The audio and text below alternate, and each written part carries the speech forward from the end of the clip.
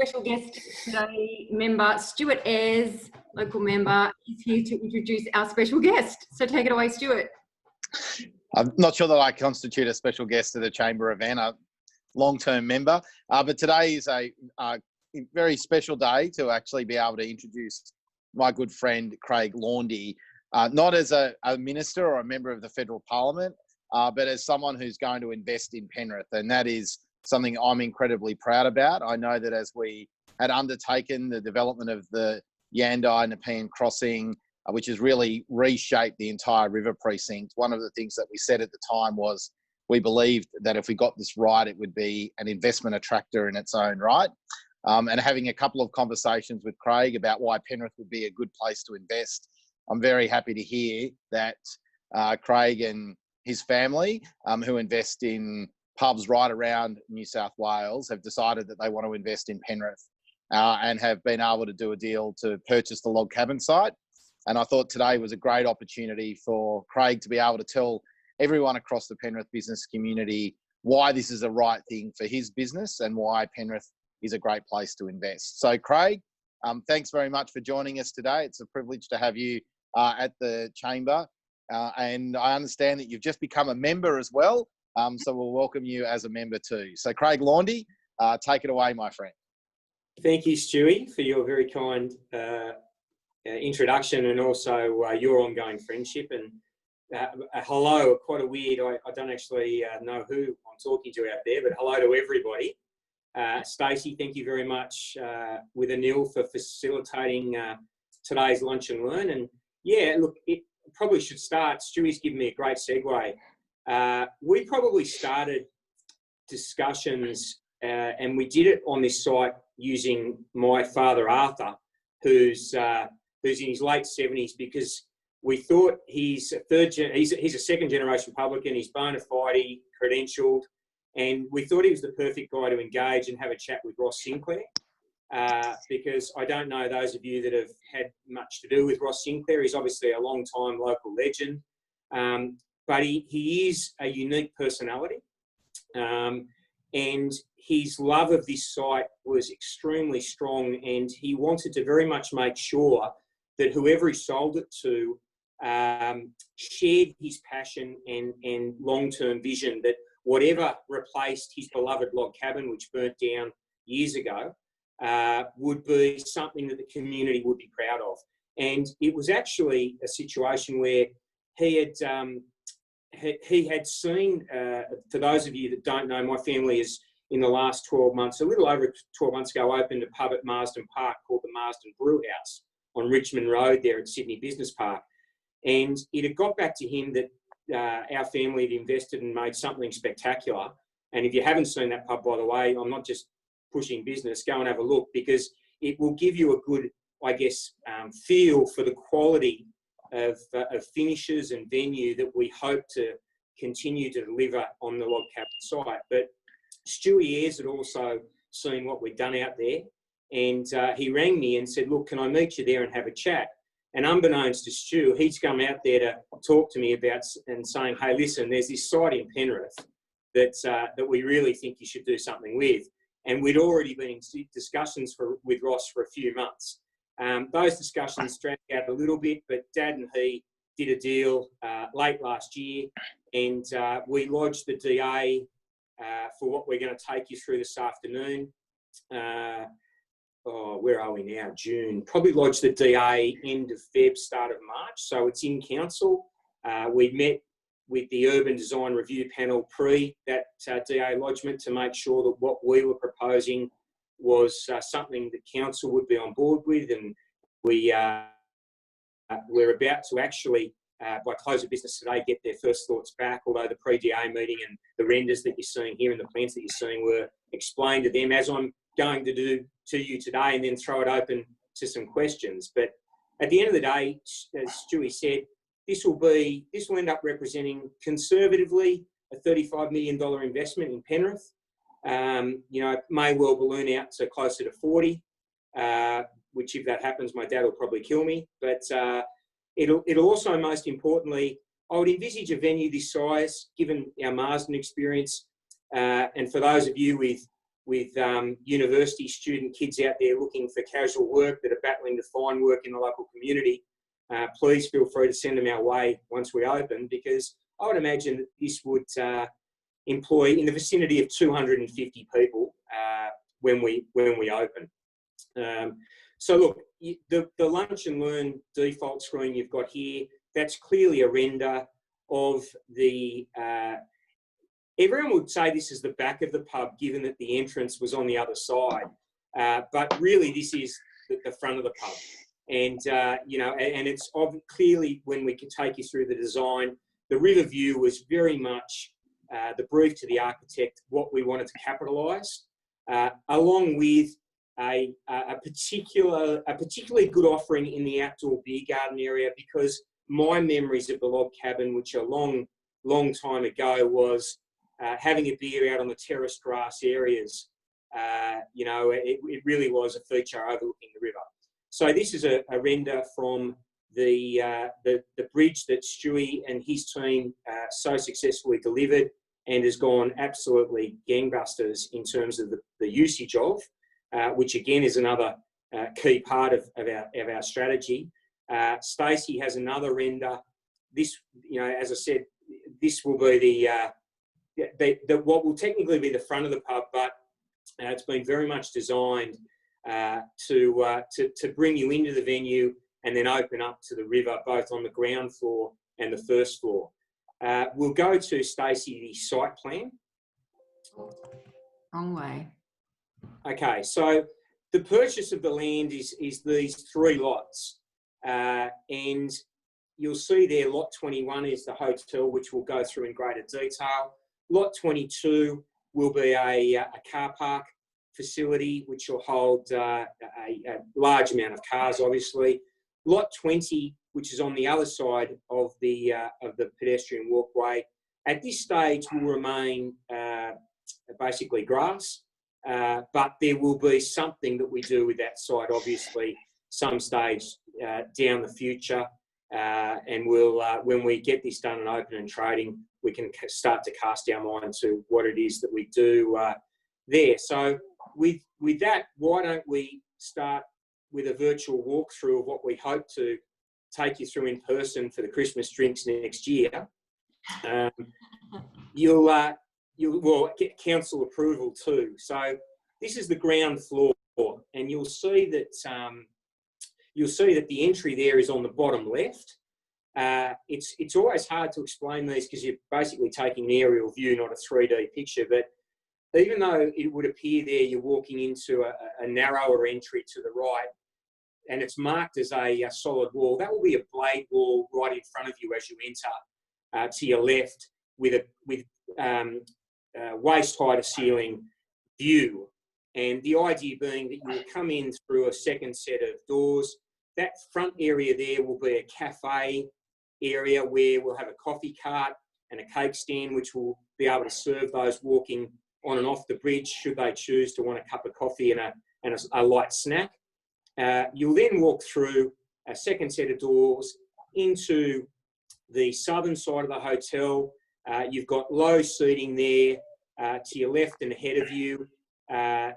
This ground floor, there'll be some landscaping down the left-hand side of the building there, because the view gets impeded as the slope of the bridge rises on your left. So there's not really at the front of the building, southern side of the building, a great view. You're viewing into effectively the retaining wall of the bridge.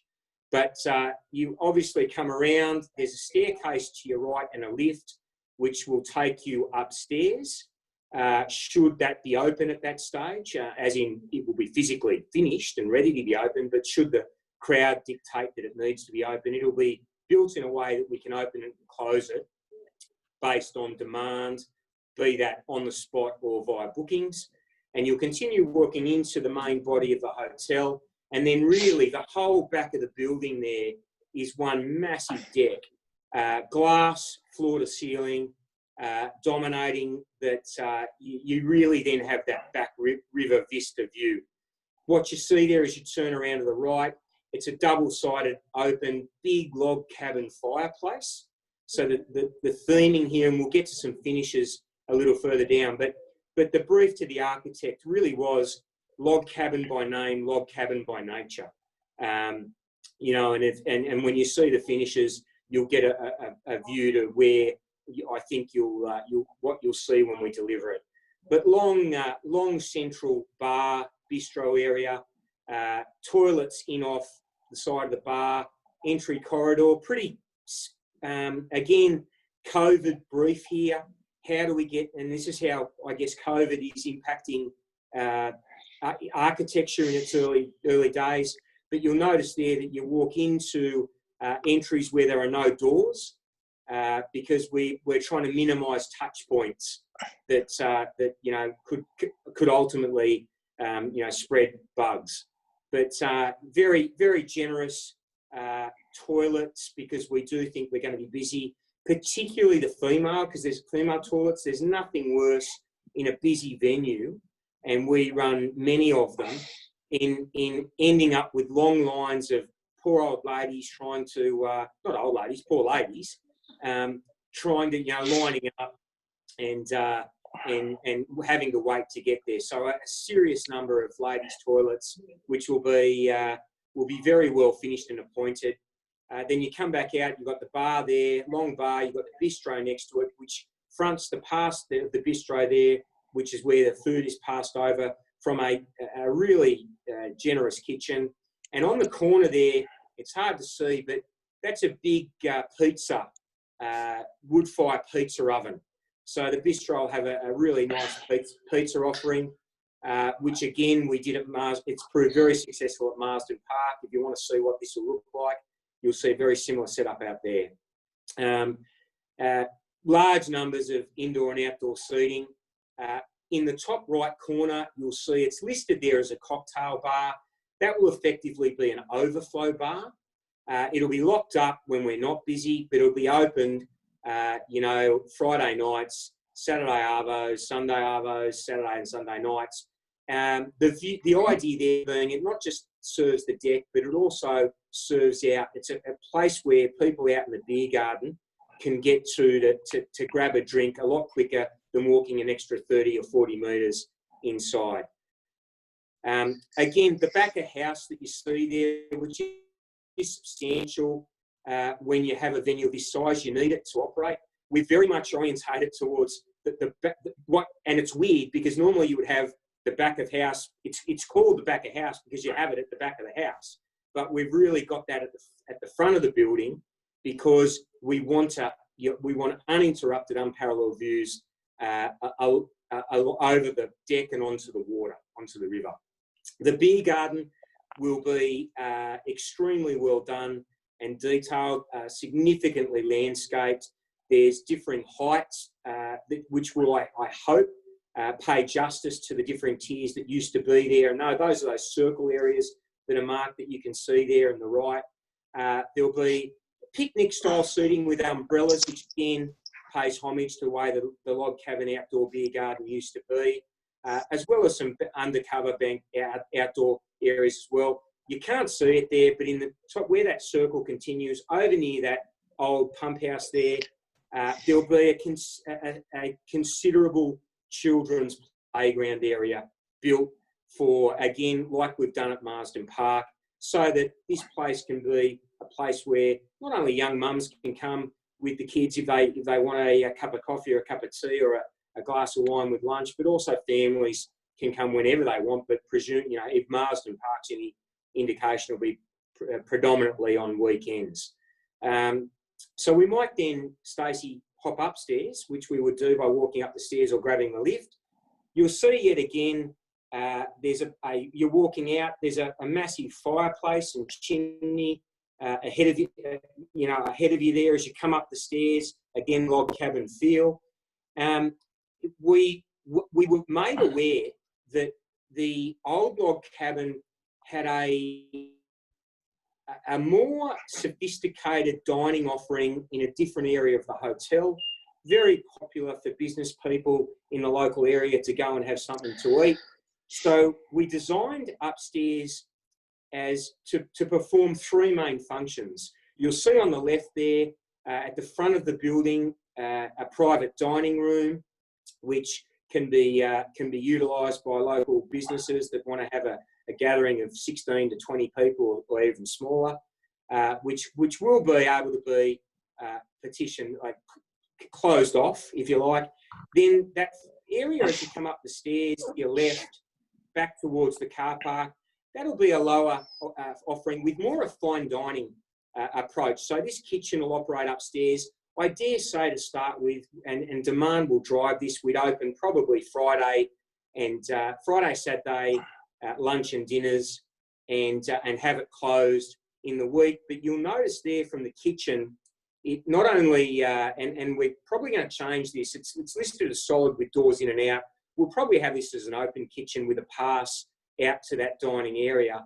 But you'll notice very cleverly that at the back of the kitchen, there's a corridor which you go down and you come out into what we will have both as an overflow bar area whenever it needs to be, but also you'll see the partitions there that are dotted lines. This area will allow me to divide it up into basically 3 or 4 spaces of different size. You'll see there next to the bar, there's a main divider. So basically this area could hold a function with an outdoor deck off it for somewhere around 200 people. Or it could be broken up into 3 different rooms. It could hold 60 or 70 people each. And all of the food for that can be walked into these areas without having to walk through the main body of the pub on the left-hand side there. Obviously, again, generous toilet offerings for both male and female. And you have a bar that is double-sided, serving inside, outside, or triple-sided actually, inside, outside, and the function space. That bar, I don't think it'll end up quite looking like that. I think it should be a little bigger in the function space, because that will be, I think, a pretty popular overflow bar area on Friday, Saturday, Sundays. I really think this area up in the top left, which will be the southwestern sector there, will be very popular. There's a big fireplace again out there, so that'll be what it mirrors downstairs, so that'll be a double stack fireplace. So you've got effectively 4 fireplaces, again feeding back to that log cabin feel. Again, substantive seating offering. And I guess the last thing to finish on, Stacey, is we also are very keen, those deck areas, traditionally in pubs, you know, we'd lose those to the western sun, particularly the heat of it in summer, between 3:30 and 7. It'd be a very, very hot place to sit. Also, we'd lose it in winter because it's very cold. But all of these decks, both ground floor and upstairs, will be weatherproofed and shade-proofed. So that will allow us to open them up when the weather's nice, close them up when it's not, and also shade it when that sun's out in the period when it's blinding your eyes as you're sitting there getting it on the side of the face. So designed to maximise the amount of usable space 365 days a year. That's, I guess, it in a nutshell. I hope it's something that the community will be proud of. I know we will be proud of it. Sorry, finishes. I've spoken a lot to this anyway, but you've got tiled areas in. You've got a lot of timber, engineered timber floors with carpet inlays. There'll be more carpet inlays. This was just a concept. We haven't finalised. We actually start on FF&E, furniture, fitting and equipment, this Thursday with the interior designers. So, but this is a mock-up, their first pass, if you like, for us to have a look at. I think you'll feel it a little bit softer at the end, timber, carpet inlays. A lot of, it won't be a stack stone, which you'll see they've got in a couple of their drawings. This will be a more rough zone, like a hunting cabin feel, traditional feel. So with that said, Stacey, I'm sure that people have some questions or some thoughts, and conscious to give them a chance to have a say, I thought I'd end it there. Thank you. It looks absolutely amazing. I'm sure everyone's a bit excited about it. You didn't mention anything about accommodation, so I'm assuming that's not a factor? Not at this stage. That's definitely in our thoughts. Conference space, function space and accommodation is definitely in our thoughts for that remaining lot. But in terms of, and some of you may have met my father, but those of you that haven't, I can assure you that when you put 35 to 40 million out on the table, he wants to see a return on that first before you turn around and spend another 30 or 40 mil.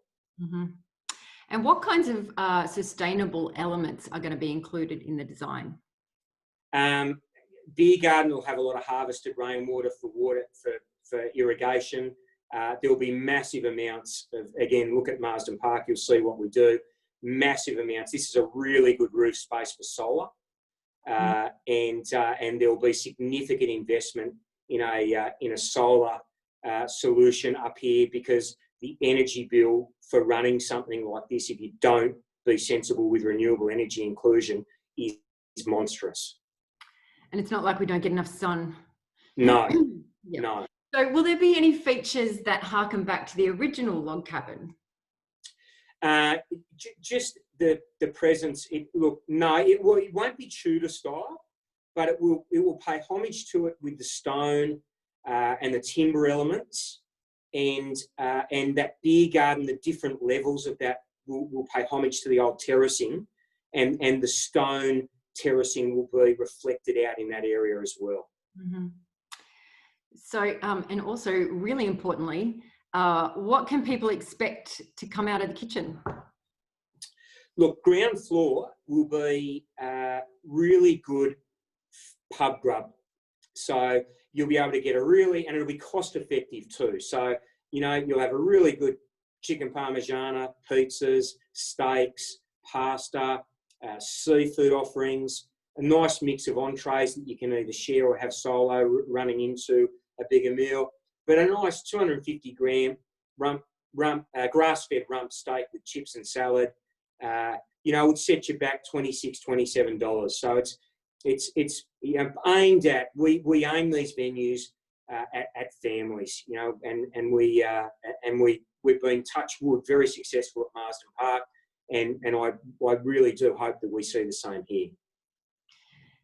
The hotel is apparently a key component of Council's master plan for the Great Riverwalk. Can you tell us a bit about how that looks? No, from Council's point of view, other than to say that before purchasing the block, we did sit with Council and have a chat to them about their appetite for us to stage development on this site over 2 stages, and it's fair to say that they were extremely excited that there was someone prepared to come and put their neck in a noose and have a red hot go in delivering something that complements their longer term view.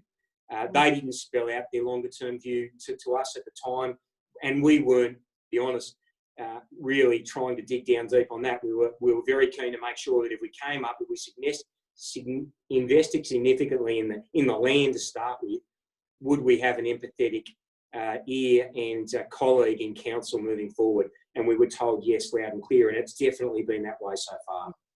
Such a natural asset, yeah. So in terms of community, how important is that to you guys as a business? Massive. I'd be very surprised as we get towards the end.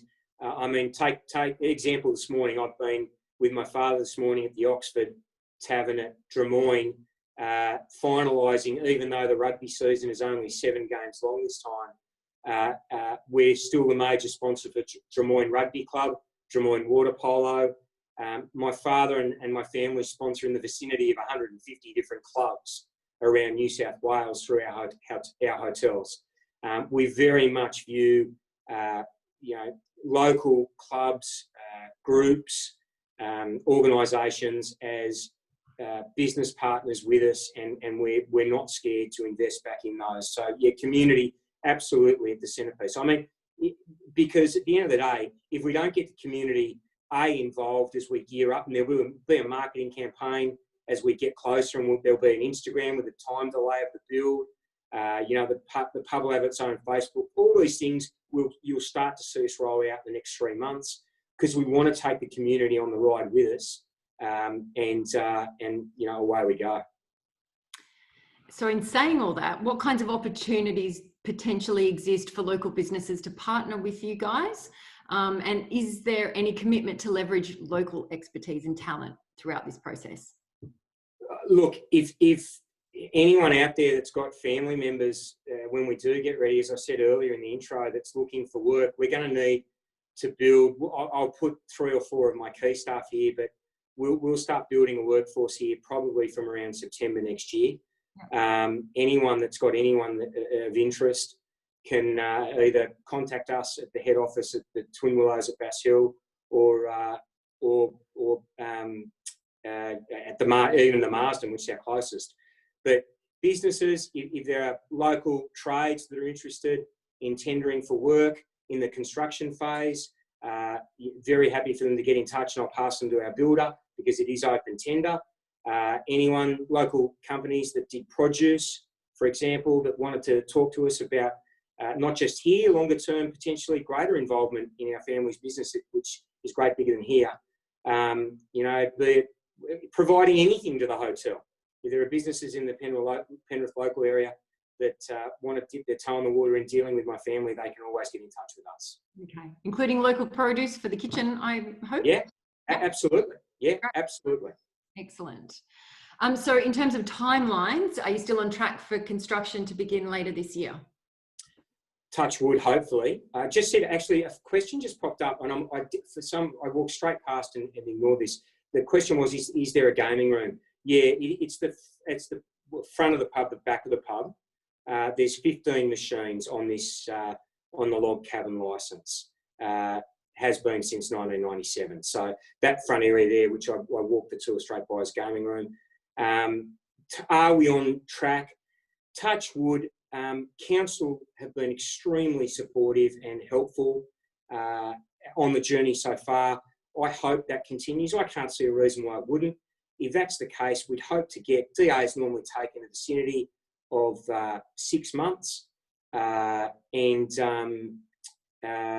We'd be looking to break ground. You need a CC, which would be another month, although we can run them on occasion concurrently. We'd be looking to break ground, hopefully November. If it gets to December, we'll probably hold to February. This would be for us, with experience of Marsden, slated at an 8 or 9 month build. But Marsden we delivered 6 weeks earlier because at that stage we were in drought. So we factor in time lost for rain, and at the Marsden it didn't appear, the rain didn't appear, sadly, for our cockies and those dependent on it. But I would hope that we deliver this sometime around September, worst case scenario, October next year. Yeah, look, as we said, most importantly, it's there for the Chamber Christmas party in 2021, right? Like Stacey, I just saw another question pop up. How do people get in touch with me? Yeah. The best way to do that, my head office, my family's head office, is at the Twin Willows Hotel at Bass Hill.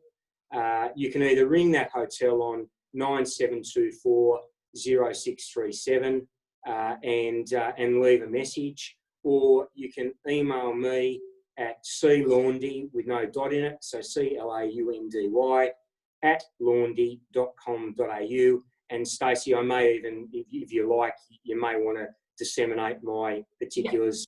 That's easy. Yeah, we'll take care of that. We'll send a follow-up email to everybody that joined us today and give them all the details. So, Anil, our trusty VP and technician in the back, has there been any other questions come through that we need? There are. I think Craig's obviously been monitoring the chat as well. Was there one, Anil, about accessibility? Yeah, there's a couple about accessibility. One was about relating to the Nepean Bell, whether there's accessibility down to the river, and another one has just been posted here: access arrangements in and out from the highway. Okay, so there'll be no access. We will, about 6 yards down the bank, we will build a high fence. We don't want, and we'll plant out that bank because clearly we don't want, especially kids, if parents lost sight of them for a minute and they felt like going for a wander down that bank. So there won't be access down to that river. That old pump house will be fenced off.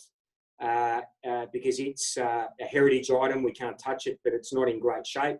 So that fence will continue around that, and then around the highway back to the beer garden boundary with the car park, giving us the ability to fence that off completely and secure it with one entry point, so that we can adequately, and licensing police are very keen on us doing this, manage the site so that it's got the right amount of people in it.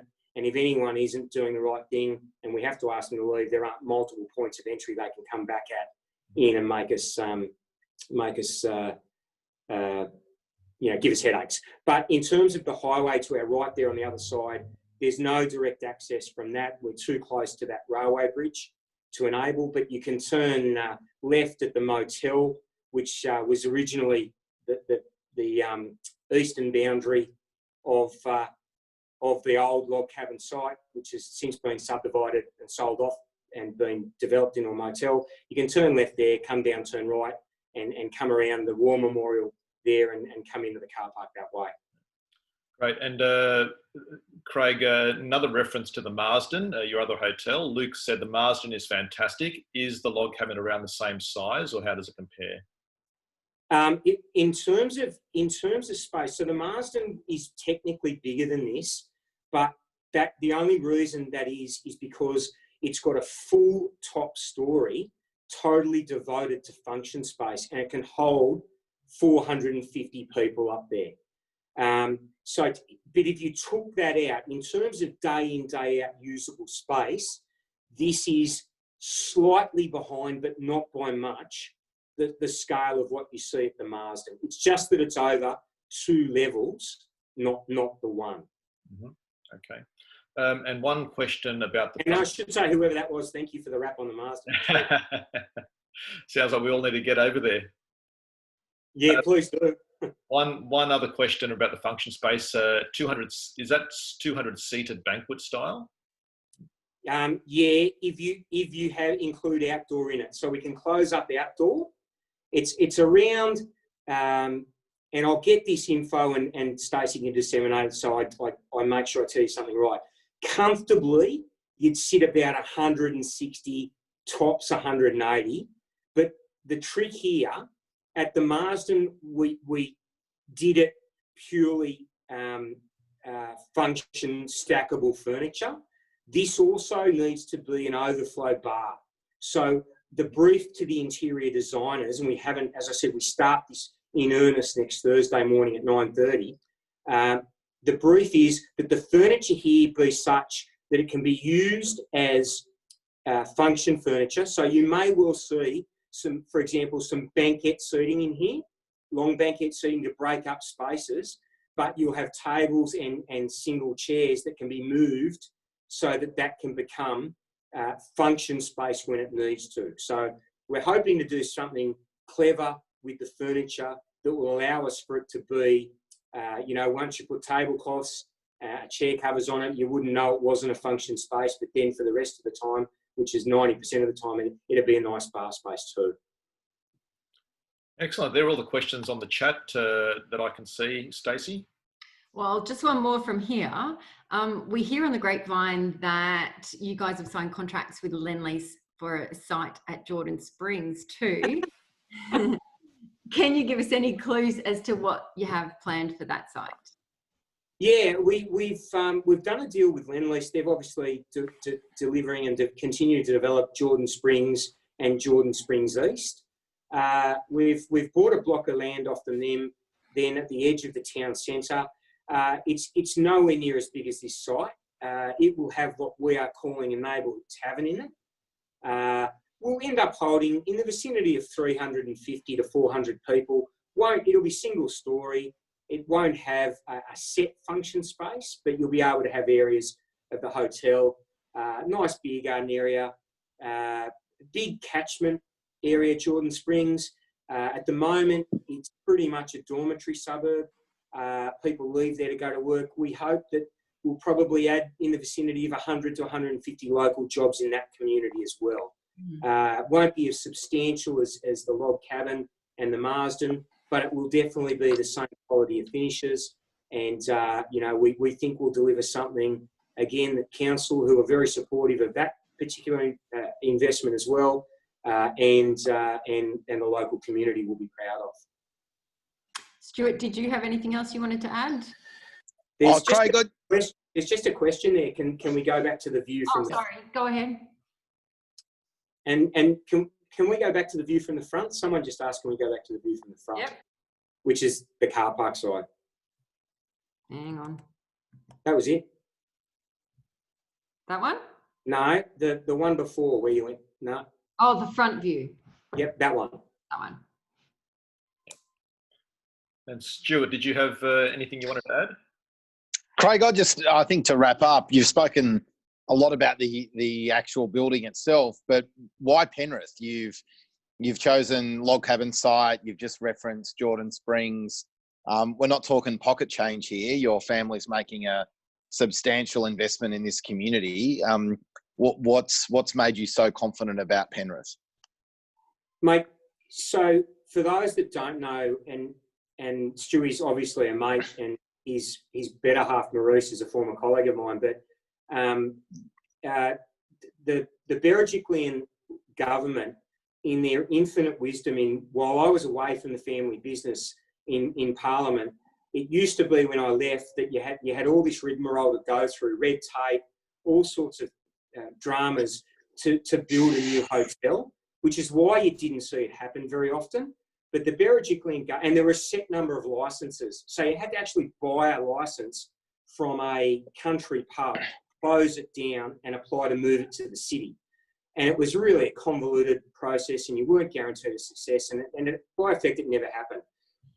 And I'll talk to the log cabin second, but Jordan Springs and the Marsden, the Berejiklian government, in their wisdom, said, you know what? Population in Sydney's West is expanding.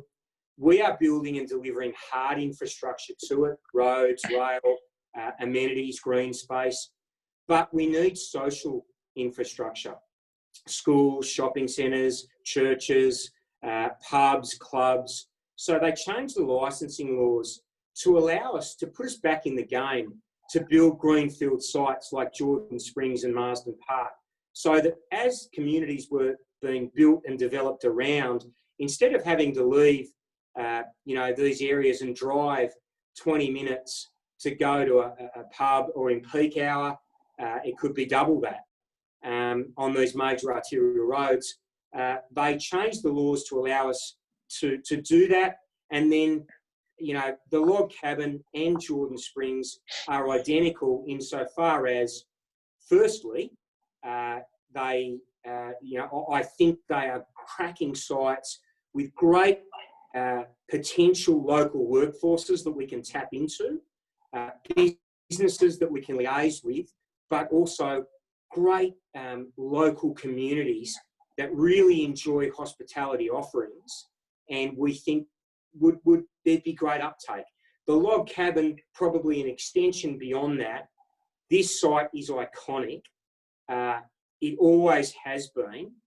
And sadly, for the last 8 years, has been grass, a greenfield site through the fire. And if something is to be we were very conscious of that place in the heart that this site holds.